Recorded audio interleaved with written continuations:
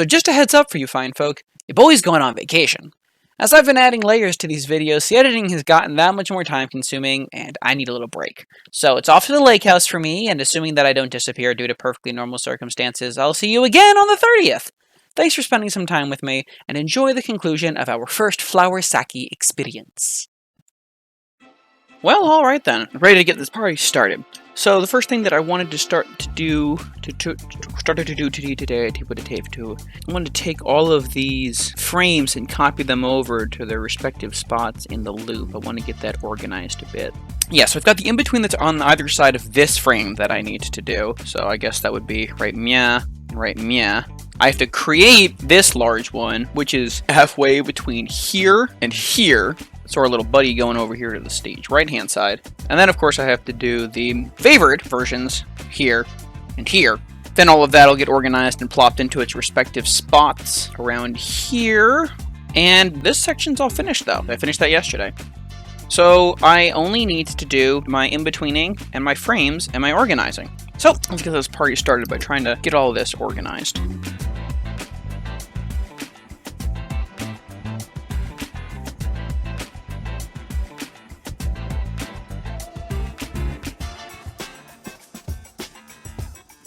Yeah, however I organize this, I've really confused myself. So, I could sit here and I could try to do all this copying all of it over to the other frames here, but here's actually what I'm going to do. I'm going to delete a bunch of stuff, I'm going to make the whole loop, and then I'm just going to copy that segment and drop it in the back. Instead of trying to copy each individual frame and drop them over here and try to figure out where they all are organized, because it didn't work last night, and it's not working now, I'm going to do it that way. I'm just going to get one cohesive line of animation, and then drop it where it needs to go. Alright, so this is going to be my first time favoring, and this is actually a pretty large gap. Normally I want to go to here, but I actually want to be like there.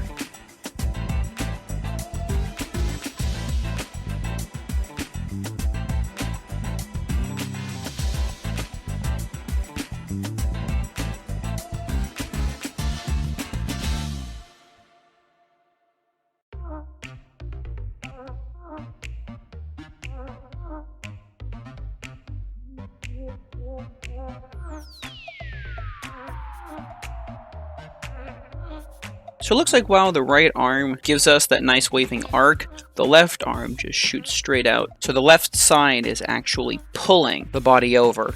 Instead of having the torso starting like this, and then rotating like this, and then arcing motion, it's more like at this slant, and then it's being shifted over to this position.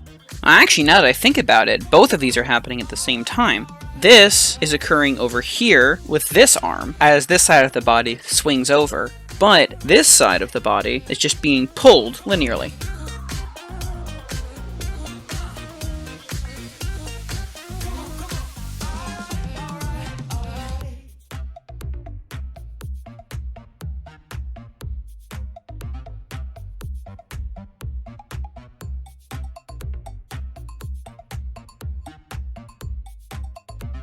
Yeah, so the left arm here is a little stubby, and then it gets like a little less stubby here, and then it's normally sized. See, that's what I'm talking about, right? You get your proportions weird on your keyframes, and then your in-betweens have to sort of like compensate for that. I doubt it'll be too noticeable, but we'll find out. Alright, there's that one, which is going to favor us towards the this way.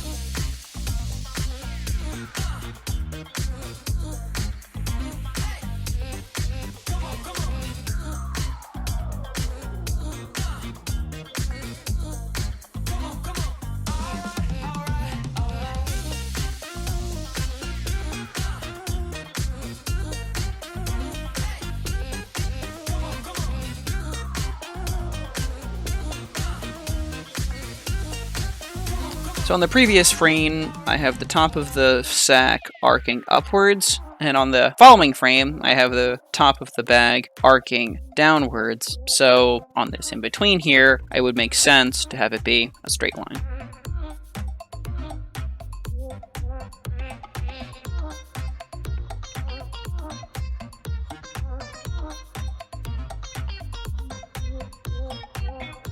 I am noticing that I'm feeling a lot more confident about my line work, though.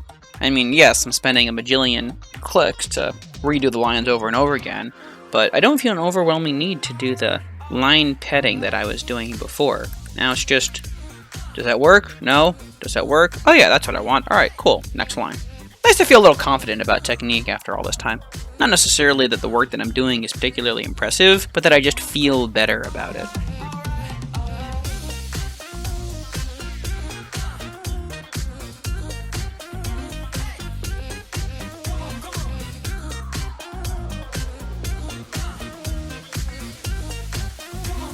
Great! Now we have our first half of the wave cycle.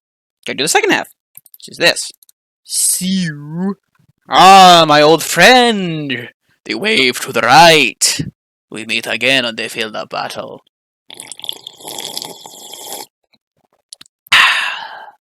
Come, we ride at dawn. At noonish.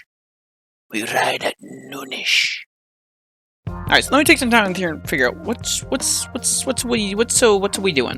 In the last frame we have the leg that's all the way up this way. The whole body is just contorted this way. And it's actually bending and putting pressure right here. I really do just want to essentially make another copy of this pose, but pushing this way. So that does beg the question, can I just copy this and change the direction of the tassels? And change the layering on the inner sac. I know I've kind of gotten caught up in copying things before, but I don't lose anything by just giving it a shot and seeing what I think. Ah! Oh, come back over here. I need you.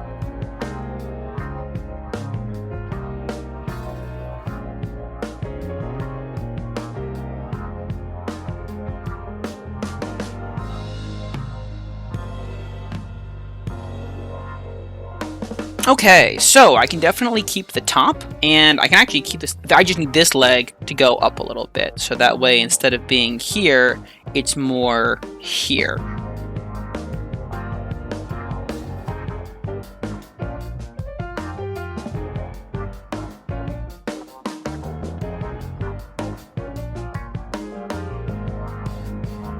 Yeah, I think that can work, just to do a little bit of resizing.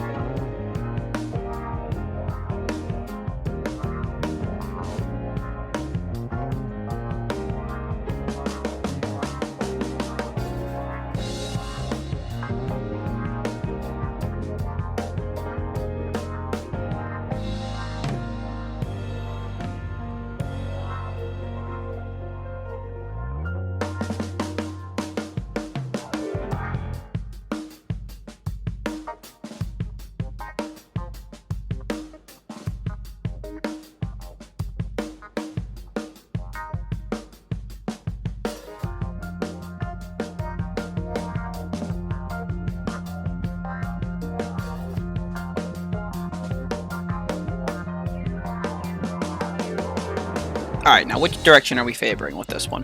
Which direction are we favoring with this one? Oh, you know what? I have a timing chart to tell me that. 35 favors 34. Got it. So I'm favoring the red on this one. Got it. Thank you, timing chart.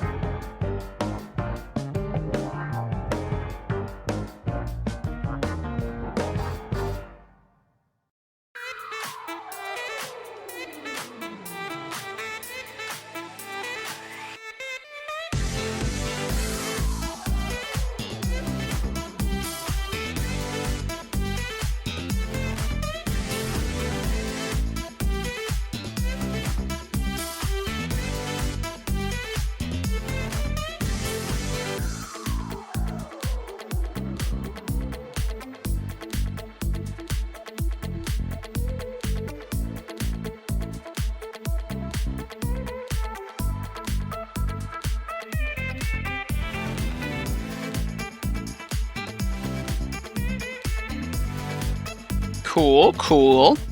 And then we should just have this in between, and then we have this transition, which is what's supposed to bring us back over to here. And then on this one, I believe we are favoring towards green. 39 to 41, 39 and 40. Yeah, we're favoring towards green.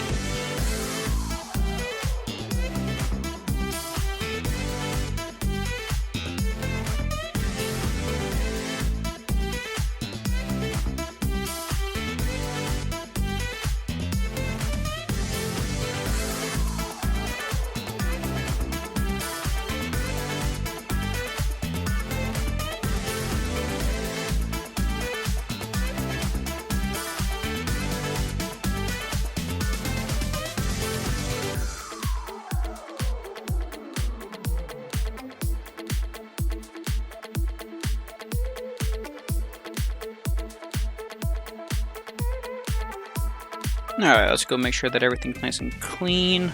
So everything from this point to this point can be deleted. Oh, nope, don't delete that. I don't know where this frame came from. I don't need that either. What I need is... So we're going towards stage left, dip down. This needs to be a swooping up motion to get to here. So I'm actually going to need 2 frames between this. So let's extend this. What? No, extend. Thank you. And this frame is going to be our little friend being on the ground and arcing. And then this frame is going to be the favoring pose that brings us over this way. That favors us over into here. Technically speaking, this frame is this one. So what if I take it and put it... Oh, no. Put it here. And then the frame before it is this one. And then this one I make as an in-between with the swoop. So I pull up this onion skin here. Alright, so I am going to have to move this one around a wee bit. Because apparently it's a wee bit tiny. So let's reshape you and place you where you need to go. Which, of course, is kind of depressing, because then it means that my overall sack is changing shape as it goes. But I can deal with that.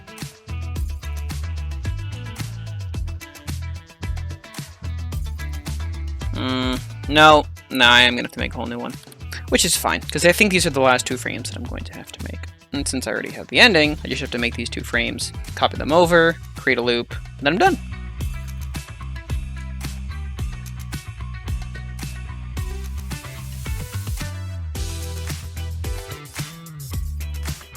And I'll figure out what I want to do with the tassel later. So now this, we're coming down. So I want to be over here.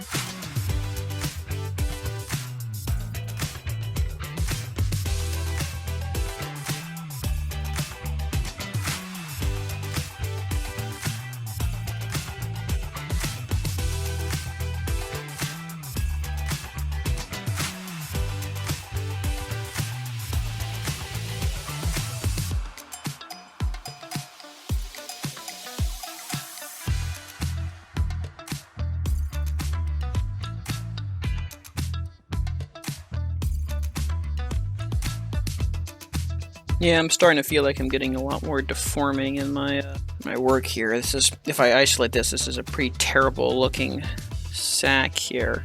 But plenty of shows that make a lot of money have weird in-betweens. All that matters is you get the point across. Maybe I'm using that as an excuse because I'm kind of tired of drawing this and I want to move on with my life.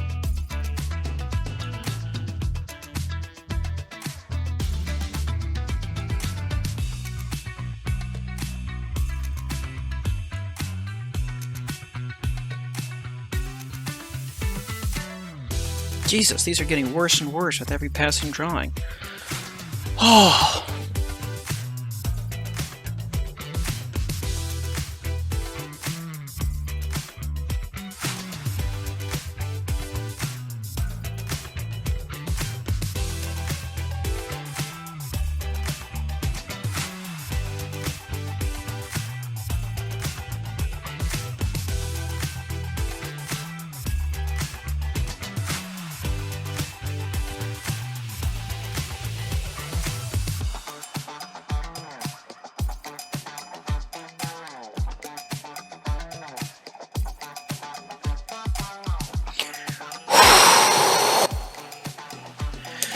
Okay! That's something. That's a thing.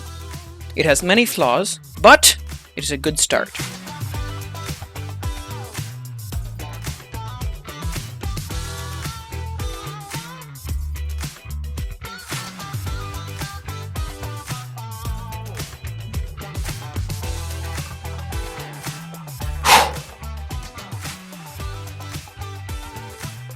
Oh, he shifts over.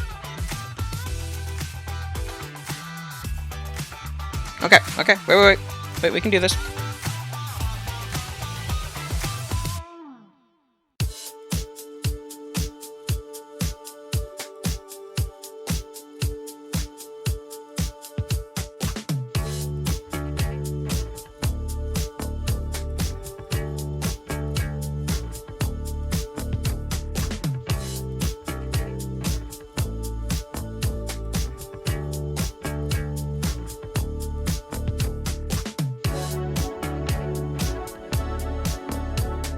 There it is. Let's see how that transition worked out. Go back to the very beginning. All right, now let's see if this is the final product.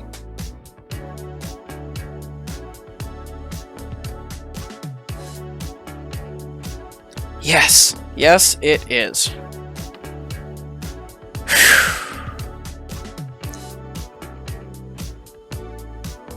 Hey, little guy. I notice you. I'd say we learned an awful lot about organizing things. About loops, about in-betweens, about timing. And one thing that I'm really noticing here is that it feels like the wave is a lot slower than I would like for it to be. I wonder if I cut this all down to ones, if it would be faster and feel more believable. I'm curious, just real quick, I'm going to cut everything down to ones and just see what that plays like.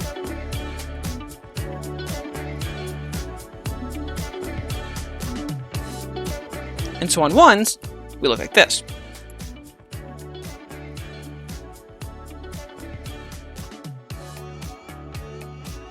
And I actually like it that way. I like this one on ones more than I like it on twos. And you know, I might even be able to get a balance out of these. I think that this might benefit on twos. This last part looks better on twos, but the wave looks better on ones. Yep. I really like that. I like that balance there. So we can use ones, twos, and threes at any point in the animation, adjusting the timing as we go, adjusting all the individual frames as we go, so that way we can get the motion to be as smooth as we like. I myself am quite exhausted from doing all of that, because that was a lot of lessons to learn in a very short amount of time. So, thank you all, and I look forward to seeing you next time. And with that, we have a little friend of our very own. So if this series has caught your eye, tap the old subscribe button to stay tuned. If this is up your alley, let me know with a like and a comment, and if you're feeling inspired, don't forget to send your take on this exercise to crowgetslearned@gmail.com. And finally, to wrap up, I want to toss a quick shout out to BAM Animation for their advice on inking that I used in part 3 of this exercise.